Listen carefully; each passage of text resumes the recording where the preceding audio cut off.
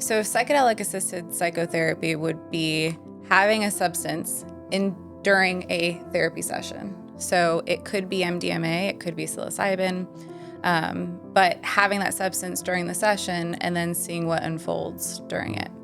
It includes a lot of specialized training because everything is intensified.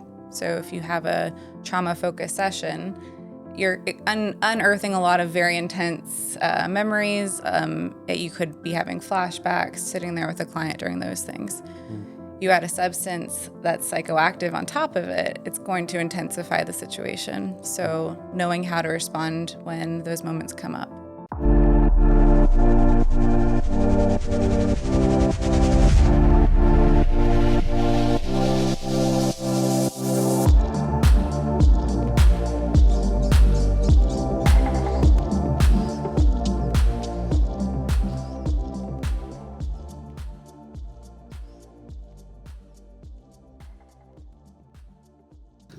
Good afternoon. My name is Graham Durgee, and I'm the founder and CEO of New Waters Recovery in Raleigh, North Carolina. Welcome to our weekly podcast, Finding New Waters. Our goal in creating Finding New Waters is to provide a resource for families to help navigate the complexities of supporting a loved one struggling with substance use or mental health. When we find ourselves in crisis due to one of these issues, most people have no idea where to turn. We hope to shed some light on what is often the darkest hour for many families. I'm joined today by our medical director, Dr. Harold Hong, and Lesley Kellogg, who is the founder of Prism Wellness in Cary, North Carolina. Lesley opened Prism Wellness in 2020 with the goal of creating a group practice that provides a space for people to better understand the strengths they already embody that can help support them in the more challenging parts of life. Lesley is also an advocate for the continued research into psychedelic-assisted psychotherapy and has completed the MDMA-assisted psychotherapy training conducted by the Multidisciplinary Association of Psychedelic Studies. Lesley is excited at the possibility of incorporating MDMA-assisted psychotherapy into her practice upon hopeful FDA approval.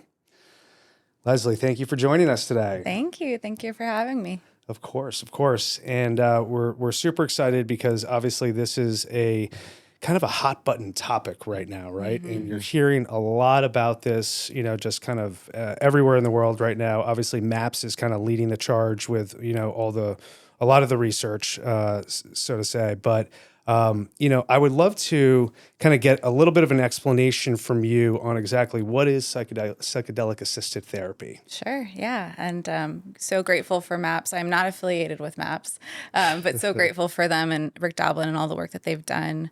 So psychedelic-assisted psychotherapy would be having a substance during a therapy session. So it could be MDMA, it could be psilocybin, but having that substance during the session and then seeing what unfolds during it.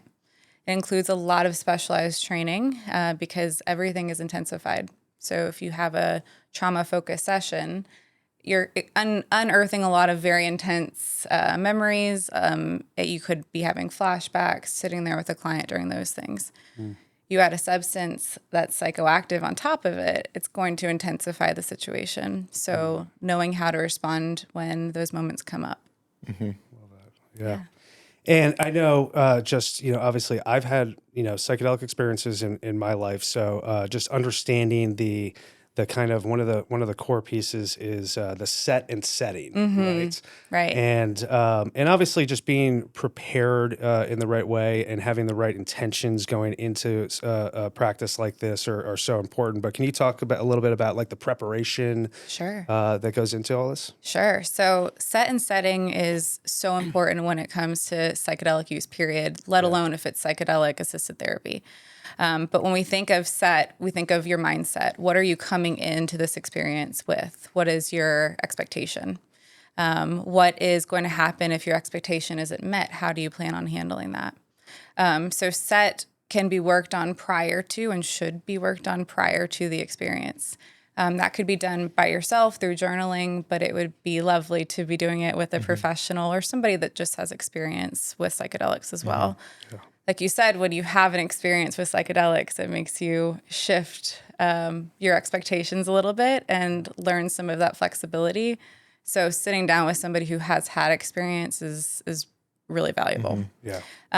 Because that's going to affect the way that you experience what happens. A lot of people go into an experience and they think they know what they're going to work on. Yeah. They've worked on their intentions, and then something else comes up. And knowing what to do in those situations is really important. Knowing what support you have in those situations is really important. Right.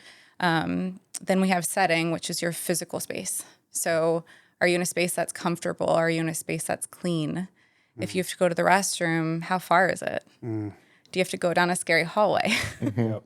Yep. Is there music playing? Yeah. What type of music? Yep. Do you have comfortable pillows, somewhere to lay down, or are you supposed to be sitting up? Are you outside? All these things could be great. Outside could be great, or it could be really challenging depending on what else is going on. Right. So making sure you're able to work through that ahead of time, and, things happen, and being able to be flexible. But a lot of what people refer to as bad trips can be avoided through working through set and setting ahead of time and having somebody trusted that you can utilize. So as we're getting to this, I just realized, I've had so many wonderful catch up times with you over the last year of getting to know you in the therapy community. But I've actually never heard your story about what got you interested in psychedelics. Yeah. And I think that'd be just real interesting to hear. Sure. Yeah. Let me think about that. Rewind the tapes. I think when it comes to psychedelics, my first experience in the therapeutic world was I got an invitation in the mail when I was provisionally licensed for a ketamine treatment center that was opening up. And this was probably 7 years ago or so. And I went and was so excited. And I remember leaving because I stayed to the end. I didn't leave in the middle of it, but it was all catered toward providers, med providers. And there was no talk about therapy. And so I left feeling really dissatisfied with that. And then I looked a little bit deeper on my own time and stumbled upon MAPS, and had some friends that did more of the festival thing. It wasn't my jam, but I would have loved to have gone to a festival just to provide care, because I knew that people would be using substances, and being a therapist, I love that. I love to be there for people who just need somebody that they can rely on for a little bit. Yeah. So did my own work, found through MAPS, I found a few different organizations that I could learn from. And then the world just opened up, and I started my own psychedelic work. And it helped me grow tremendously as a practitioner. It helped my friendships, my marriage, my relationships with family members. And I remember thinking about clients throughout my experiences, how it could be really helpful for people who just get stuck. Right. Our brain has a lot of powerful ways to protect us. And when we go through traumas, our brain protects us in a way to try to help us not go back to that trauma. But what happens is the trauma comes back. It affects our relationships. Yeah. So I learned in my work how, for some reason, when I was experiencing those psychedelics, I was able to look at things very differently than I was when I wasn't in that non-ordinary state. So that propelled me. And through MAPS, being able to go through that training, which was 100 hours, and extremely intense. Everybody that I've ever talked to that's done it agrees that it's the most intense thing that you could do as a therapist. That's because it's, you spend hours just talking about transference and countertransference. You spend hours talking about ruptures in the therapeutic setting and how to repair those. Touch, how that can be used therapeutically. So many things that could be helpful in the therapeutic setting, but then when you intensify it, you realize how much power it has. Yeah. So after pursuing that training, it lit a fire under me to keep learning, because it's a whole new environment that is being created. It's a whole new protocol that's being created, a whole new ethics board that's being created. So there's no shortage of resources for me to dive into. Yeah. So it was super interesting. It's out there, but it's not used in maybe its fullest extent. And it's a exciting red hot area of science. Yeah, definitely. Yeah. Many people joining the podcast probably don't know about MAPS or are very skeptical as they're entering into this conversation. So can you tell us a little bit about MAPS and the work that they're doing? Yeah. So MAPS was founded in 1986 by Rick Doblin. And his goal was to figure out how to bring the government in because we know that I say I wasn't born. They knew that these substances weren't bad. These substances did have therapeutic value. These substances were not like the propaganda made us believe that is going to melt your brain and it's going to make everybody jump off of the roof, right? Reefer madness, right? Yeah, exactly. Exactly. Yeah. There was so much that was just circulated to make people afraid of LSD or MDMA, cannabis, psilocybin, all of them. And so he founded it to try to bring A, awareness, and B, look at the therapeutic value that had already been proven through the underground work and work that had been done before it was rescheduled. So 1986, fast forward, now MAPS has done it's not rescheduled. There's no rescheduling. But MAPS has done up to phase 3 studies of MDMA, and they're showing insane benefits. Right. So 67% of the participants after the phase 2 study no longer met that criteria for PTSD. Wow. And that was 2 months after the study ended. And then there's follow-up studies as well. But when you look at the millions of people that have PTSD in the United States and the world, and then you look at a statistic like 67% of people no longer meet criteria, right. That's wild. Powerful. Right. That's so powerful. Right. I mean, look at all the vets and soldiers that we have coming back who are just, these guys unfortunately are killing themselves at, just an incredible rate. And it's just, it's hard to see, these studies and look at this research and be like, well, gosh, why aren't we doing more about this, right? Or why isn't this more available to more people? And I think we're getting there. We're close, right? And hopefully, as you kind of we said in the bio, I think probably by next year, MDMA will be FDA approved, correct? Hopefully. Yeah, FDA. So FDA gave MDMA the fast track to approval. Right. Breakthrough status. Yep. It's not really fast. And it shouldn't be fast, to be honest, because it is important to learn all these new protocols that need to be put into place.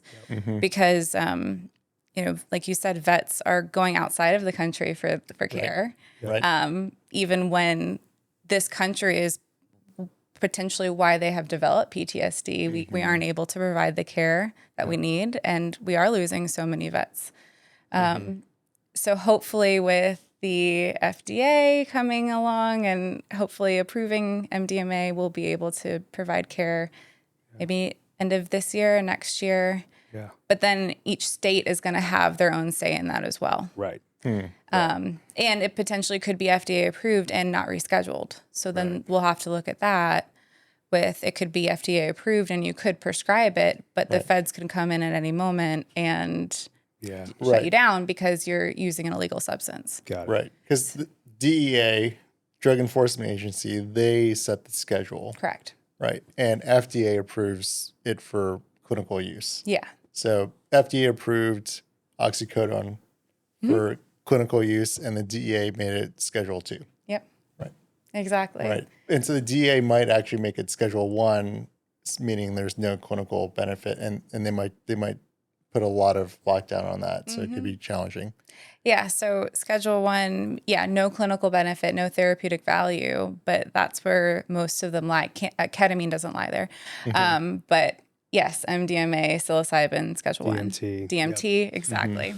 Yep. Which you have research that shows the complete opposite. Right. Yeah. But, Yeah. So if someone comes along and say, like you're just hooking people up on drugs. Yeah. Like you're just making more addicts. Yeah. Like I think there's a lot of people who think that, and they're going along with all of the negative connotations of psychedelics, right? And so, like, if someone brings that up to you and says, how can you be involved with this? Like, Sure. how do you talk about that? I would talk about it for a long time. I would have a lot to say. Start bringing out lots of statistics. Yeah, exactly. And lots of research Pull studies. down a little whiteboard. So MDMA can have addictive properties, but psilocybin does not. DMT does not. The way that it's prescribed too will affect that. And when you're doing psychotherapy with it, it's very different than using a substance and going to a club. Yeah. The intensity of the work that comes and unfolds because of what it does in your brain to allow you to tap into some of those traumatic moments, it's not as likely to produce an addictive effect because of what we said about set and setting. Yeah. You're not going into this, I can't wait to dance all night. Right. You're going into this with, what can I learn from this really traumatic event? And how Right. can I apply that to change my life? Right. It's very different. Right. Yeah. Agreed. Yeah, and I think that, talking about the trauma and all that is that, what we're seeing is obviously trauma gets stored in the body, right? And it's making us sicker and sicker and sicker. And we're so good at just pushing that down and, I'm going to charge forward and I'm never going to really look at this and give it the time that it needs. And it's such an amazing tool to just, it takes down all those barriers, right? And it makes you look at all of those things face to face. Yeah. For probably, a lot of us, I think, are probably not even really able to look at those things, so it's an incredible tool to work on the traumatic piece. Definitely. Yeah. Yeah, MDMA will reduce the activity in your amygdala. Yeah. So when we have trauma, the amygdala is there to help us, right? The amygdala is there to help us stay safe, Yeah. right? But then we have MDMA that reduces that, and then you're allowed to look at things a little bit differently. Yeah. You're able to look at them and stay your feet here, you know where you are, Right. versus look at them and all of a sudden you're zapped back to whatever that experience was for you. So it's very powerful, and you're able to look at it with some empathy for yourself. Right. Because MDMA is an empathogen. It helps connect you to yourself and other people. So having that, you're able to look at it without, or with some distance from maybe some of that shame or some of that hate that you had for yourself for even having that experience. So there's so many tiers to MDMA and why it's effective for trauma. Right. Yeah. Yeah. I talk about this in some ways similarly when it comes to Suboxone treatment, like medication-assisted treatment for opiate use disorder. So a really common refrain for people dealing with opiate use disorder that are coming to New Waters is, yes, like I use like massive amounts of fentanyl and I'm just done with opiates. I'm just done. I don't want to be on Suboxone. I don't want any MAT. I just want to be sober. And the thinking is, Suboxone is just trading one drug for another, right? I'm not actually making progress in my recovery when I do that. And that talk makes a lot of sense, like when you just hear it as it is. But then you look at what happens to people who go cold turkey without good support, and over 90% will probably relapse within the first year. And so then I talk about, well, it depends on how you're using Suboxone, right? Because some people, they are misusing it recreationally or just self-dosing without like proper medical supervision and without proper support. And yeah, like it does look like drug abuse from that perspective, especially if they mix it with alcohol or a benzo. But I tell them, hey, you can use Suboxone to disconnect from reality the same way you would use fentanyl to disconnect from reality, or you can use Suboxone to get rid of your withdrawal symptoms, get rid of your cravings, and get your feet on the ground, go to your appointments, cook dinner for your kids, go to work. So one way using Suboxone, you're actually more plugged into reality. Another way, you're disconnecting from reality. And that's the real difference between using it for addiction or using it for your recovery. Like what's bringing you closer to reality. Right.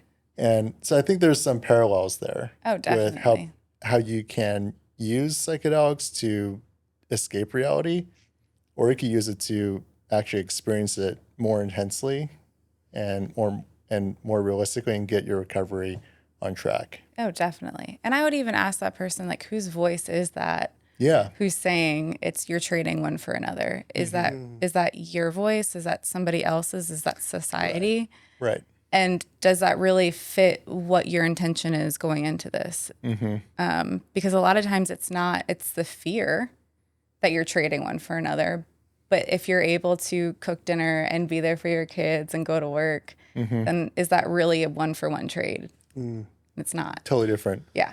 And I think it's the therapeutic component, right? And Yes. and that For is sure. where it all boils down to, in my opinion, is that, if we're, just dosing these clients and there's no therapeutic component to MAT, which is medicated assisted therapy, then, you're missing the target. Right. Right. And I think the same thing with the psychedelics. So, Yeah. I mean, you've got to have a facilitator in that experience. You've got to have somebody walking you through that process. And it's essential. Yeah. Thanks for bringing it back, because I should have mentioned that when we talked about MAPS. Yeah. Because they're approving it as the whole therapy. So it's the medication assisted psychotherapy, Right. which is very different than if we would talk about another medication like ketamine or Spravato, where it was approved as a medication. Right. And while ketamine assisted psychotherapy, is going to improve the effectiveness, it is not how it's necessarily always marketed, right? Right. So with MDMA, it's the whole package. It's working together in preparatory stages, having your dosing, then having your integration, and maybe we should get into integration, because that's Let's Yeah. talk about integration. Tell us about How that. important that is. yeah. So integration is taking what insights were gained during your experience and implementing them into your life. So you have a profound experience, you have all this insight, you want to call your mom and tell her you love her, you have, some forgiveness for yourself, but then you leave and then you go about life the same way that you did before the experience. And that's very hard. But you also have psychedelics also open up the neuroplasticity, which you may be able to speak on more than I do, which means that you can really open up more neural pathways and change the way that your brain sees its patterns, change the way that you interact, change the way that you interact with yourself, right? So when we have the therapeutic component involved, you're able to really touch base on the implementation of, I didn't just go do this experience and I felt really good and that was great. Right. I did this experience, learned these things, and now my life is changing and I'm changing my life in these ways. And people around you will see it. A lot of times people would leave, and this is anecdotal. I did not experience this, but we were told that clients would leave, and then people in their life would say, like, what's changed? Something's really different about you. You're coming to these dinners, or you're answering your phone, or you're able to go here. What did you do? Yeah. And Or just the light is back in your eye. exactly. You look younger, or it's I mean, it takes Exactly. that kind of stress, I feel like. Yeah. In a lot of ways. Yeah, people like, you hold your head up a little bit higher. You're not afraid of things as many times. So the integration part is something that one of my fears for when everything hopefully does get approved, that people will slack off on. Because a lot of times it's the substance that gets people into the door, but it's the work before and after that's really going to improve the longevity of what that experience was. So the integration piece is as important, if not more important, than the medicine session itself. Yeah. And I guess is there a particular time frame that people are looking? Is it doing this every 6 months or once a year, or is there any sort of protocol around that? Or No, there Just may as- be. I'm yeah. sure they'll develop one. So the MDMA protocol was you had 3 90-minute prep sessions and then 1 8-hour MDMA session, Okay. and then the follow-up integration sessions, and then the next medicine session was 3 to 5 weeks later. Got it. So, and it was a 3 protocol, so 3 dosing sessions. Got it. But once it's approved, not everybody has to do 3. Some people may want to do 5. So it's going to be this, every document that's being published now for psychedelics is like a living, breathing document, because it depends on the substance, it depends on the person, it depends on what their goals are. I think it'll always be a very flexible, individualized protocol. Yeah. Yeah. So it's Spravato, right? It's out there. It's a medication. It's most frequently used simply as a medication. Right. So most of the clinics I'm seeing, you go in, you sit in a chair, you get your dose, and you're observed for 1 to 2 hours, and that's the end of that day, and then you come back. You do it several times a week for several weeks. How is that compared to ketamine-assisted psychotherapy? Yeah, that's a good question. So with CAP, you would have way more intense preparation. So what music do you want to listen to during your session? It's always advised that it's no words, more just melodic. It could be very soothing, or it could be intense, depending on the intensity of the things that you want to work through. Yeah. Are you going to bring an eye shade if one isn't provided for you? Sometimes having little hard candies if you get a nasty taste in your mouth to just utilize if necessary. Yeah, because a lot of people it tastes very unpleasant. Yes, it does. Right. And some places do a good job of prepping their clients for that, and some places don't acknowledge it. So just going through that, right? Doing all the prep. What's your intention?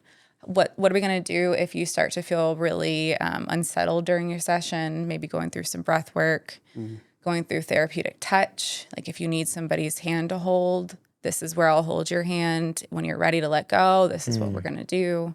If you need to go to the restroom, this is where I'll touch your back. This is where I'll touch your hand if you need it. Like going through tons and tons of consent. Yeah. Then we have the actual medicine session, and it's a very non-directive approach. So the therapist is not in the room talking to you the whole time. It's very inner-directed. We talk about it, inner healing intelligence. So your body naturally wants to heal you. Your brain naturally wants to heal you. The therapist isn't there using IFS or EMDR or CBT. Like you're just there as a supportive person that's there to coach just your overall wellness if necessary. Gotcha. But then if you say something really intriguing, the therapist might write it down. Got it. Right? So the therapist can be taking notes. So if you say something powerful, we can use that later in the integration stages with, you brought this up. Do you remember what was going on? Yeah. How are you going to apply that to your life now? So then after the closure of the medicine session, then meeting for your integration sessions afterward. And, what came up for you? What's different, if anything? Yeah. If it's not different, how are we going to work on that? Especially having people going in with suicidal ideation and wanting to work through that. If you still have it at the end and you don't have somebody to talk to about that, that is so shattering. Right. So having a professional that you can talk to, having support already laid out, so you're more likely to feel what you can do next versus just feeling hopeless because this was the thing that was supposed to help me. Wow. I went out of my brain to do this. Yeah. And I still feel like crap. Right. So having a therapeutic support for that. Yeah. So would that be all those integration sessions after one medication session? Or like several? It depends. Okay. Ideally, yes. So you would have your prep session and then your medicine session and then your integration session or more. Some people then want to go back pretty quickly and do a next session. Some people don't.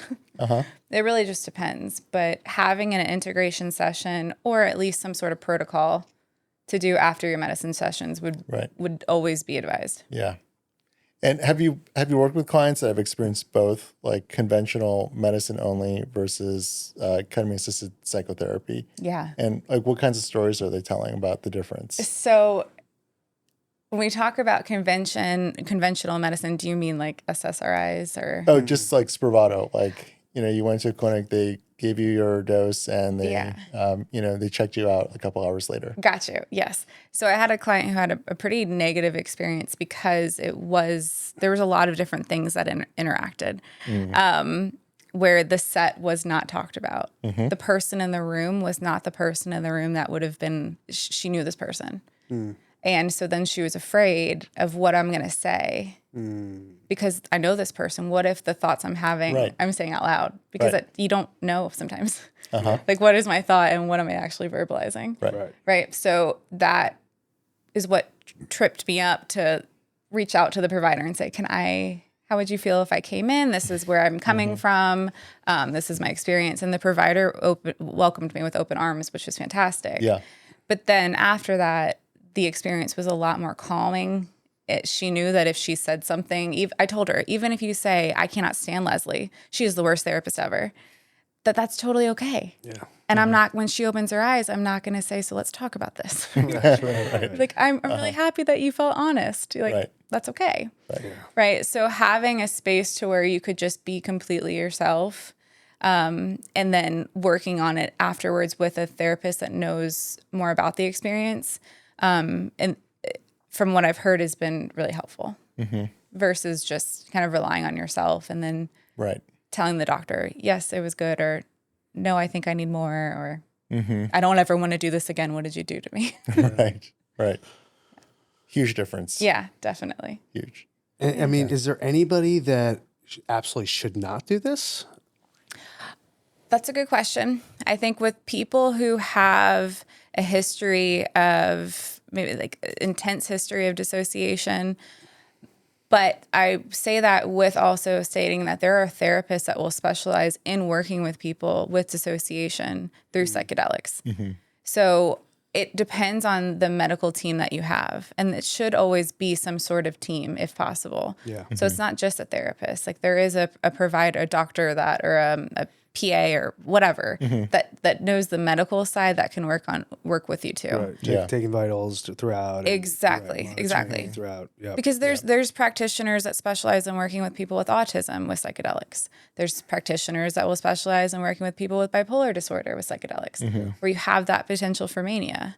So making sure that you have a practitioner that knows as much as they can before you make that decision is important. Yeah. So like in the absence of a special like care plan for people who are complicated, most practices will say, relative contraindications are history of psychosis, history of mania, history of like very high or uncontrolled hypertension, because ketamine can cause your blood pressure to rise dramatically.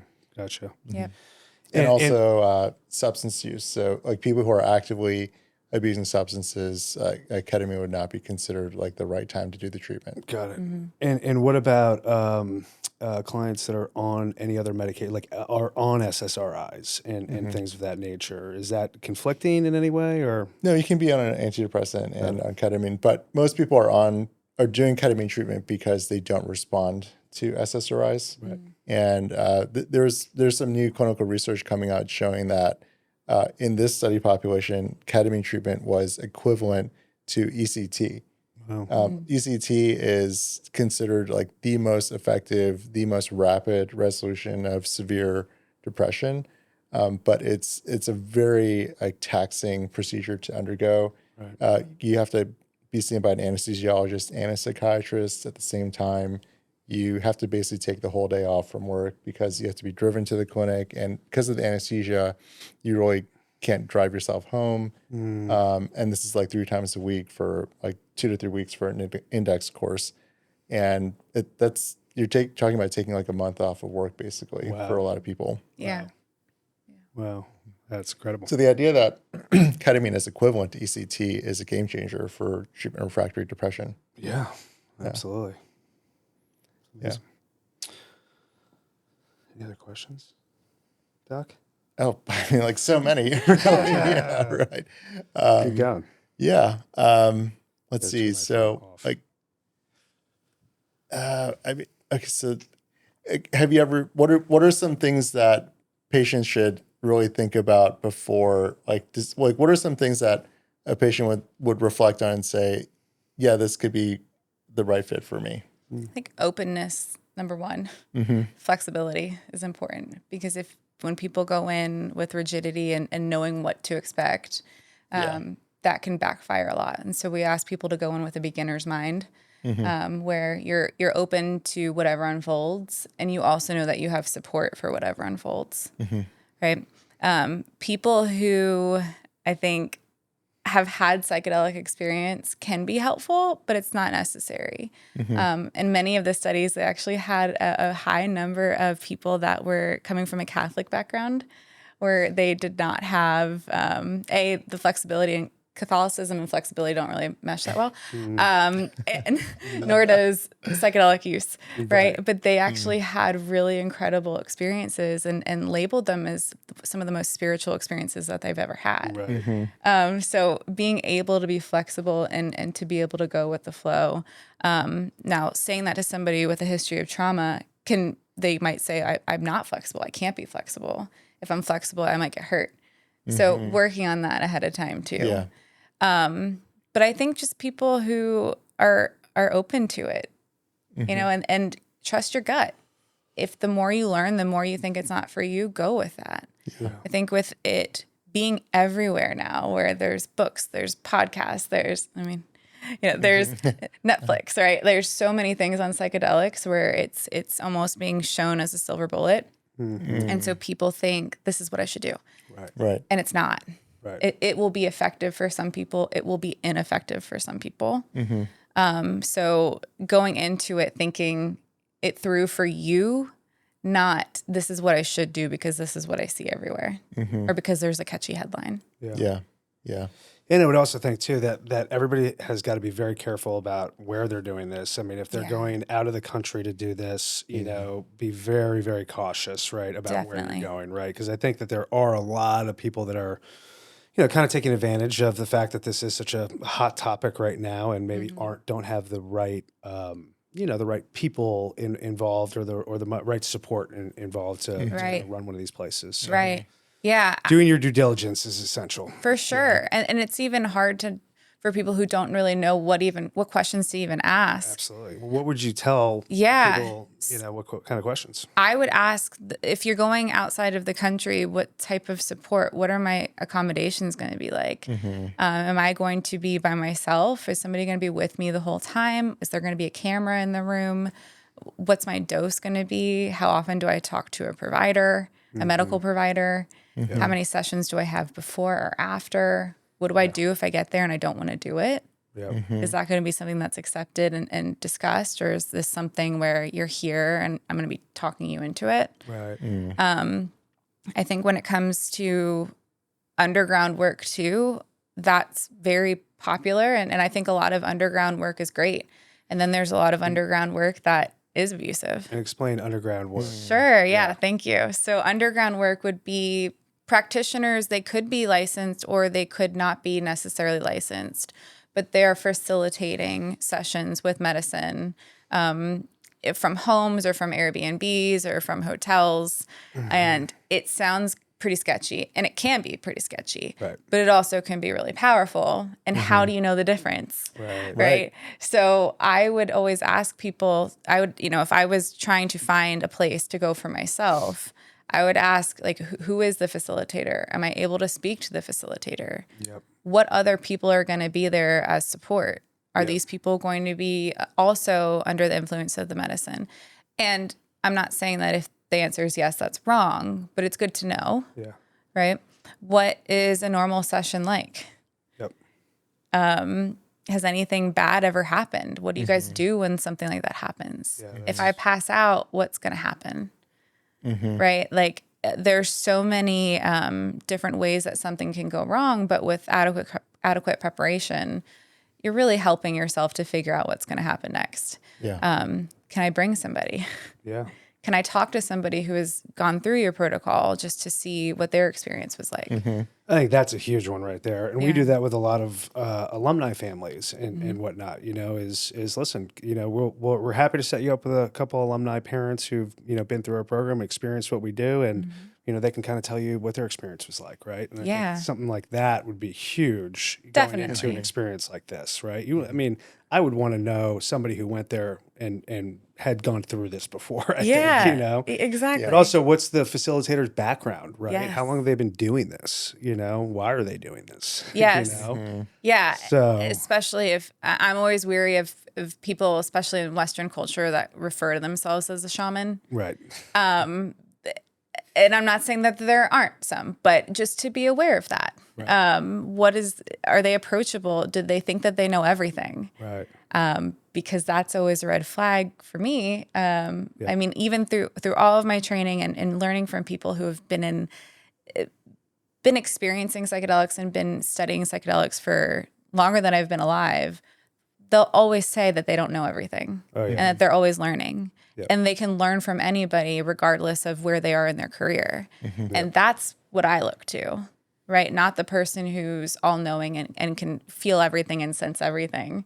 It's the people that are just, I'm just a guy, or I'm just a girl, and this is my calling, and if I need help, I'll ask. Right. That's always really powerful to hear.